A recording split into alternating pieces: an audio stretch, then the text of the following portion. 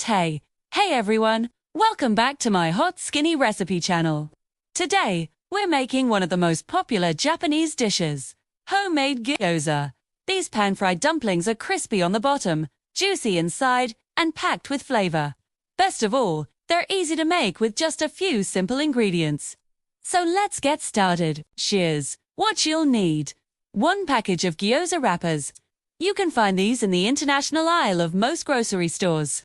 1 pound of ground pork or chicken, 1/2 of a small head of cabbage, 2 cloves of garlic, 1 tablespoon of grated ginger, 2 tablespoons of soy sauce, 1 tablespoon of sesame oil, salt and pepper to taste. First, we're going to prep our cabbage, so chop it finely and then squeeze out any excess water. This will help the gyoza wrappers from getting soggy. Next, add your ground meat, cabbage, garlic, and ginger. Then pour in your soy sauce and sesame oil. Add some salt and pepper and mix everything together until well combined. Be careful not to overbeat the meat or else your gyoza will be tough. Now, it's time to start wrapping. Take 1 gyoza wrapper, place a small spoonful of filling in the center, wet the edges with water, and fold it in half. Pinch and pleat one side to seal. Don't worry if it's not perfect. My first one never is.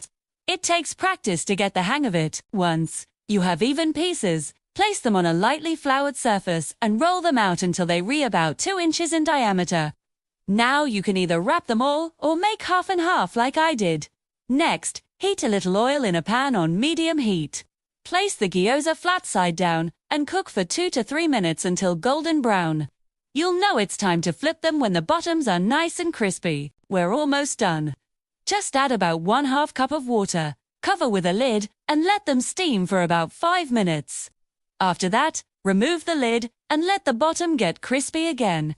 And there you have it, delicious homemade gyoza. Serve them with soy sauce, rice vinegar, and a touch of chili oil for the perfect dipping sauce.